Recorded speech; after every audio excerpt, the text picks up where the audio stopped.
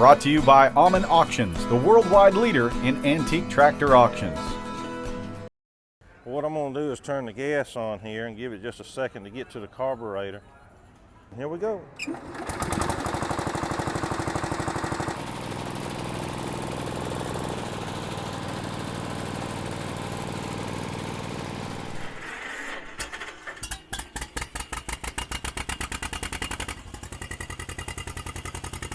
What we're standing next to here today is a 430 utility that runs on LP gas. Production-wise, they only made 3 of these at the John Deere factory. They made quite a few 430s. They made quite a few with the LP gas engines, but in the utility version, they only made 3. I acquired this tractor a few years ago out at Mr. Verlin Heber's auction, brought it home, restored it, and here's what we have. We have 2 430 ULPs here at this show today, and we're trying to get the 3rd one to join us at a future show. The red equipment that you see attached to it is equipment that is used in the Georgia, Alabama, California areas. This is a 1960s vintage pecan harvester or nut harvester. Any nut that falls from the tree to the ground, this machinery would have been used to gather that crop off the ground to take the place of hand labor. I rescued it from a barn down close to home in Perry, Georgia.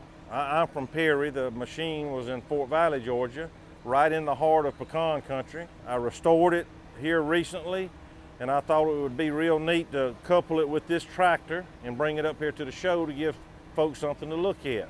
You John Deere folks, y'all pretty much know about the tractor, but we're going to talk a little bit more about the nut harvester.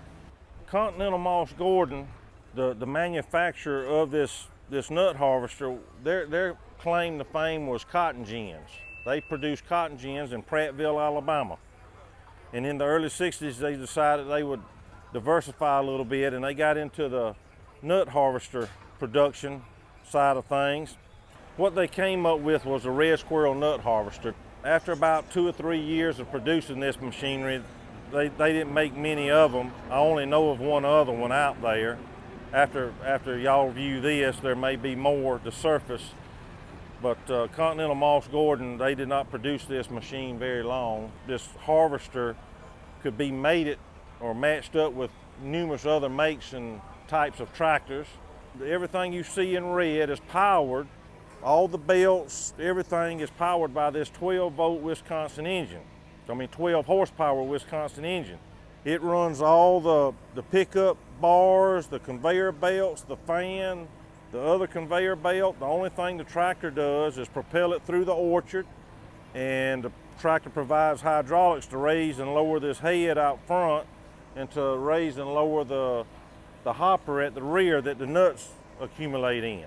But the way the machine works is in the fall of the year, in the nut growing areas, the nut would fall from the tree onto the ground, and this machine would go along, and the nut would go up under the head of this machine, and the beater bars would bring that nut off of the ground up onto this conveyor belt that runs the width of the machine.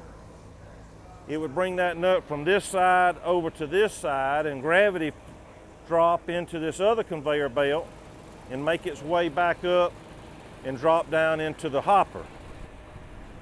As those nuts drop down into this conveyor belt, you'll see this fan housing and this hose. It blew a shot of air continuous out the side, and that would allow the light material, the leaves, the dust, the dirt, anything lighter than the pecan, to blow back out into the orchard to disallow it from going into the hopper. The hopper, they say, accumulates about 1,500 pounds of pecans. Full of clean pecans is a lot better than going out there and picking up by hand. Back in the day, for a big pecan farmer or a big nut grower, this would have saved tremendously on hand labor going out and picking them up by hand.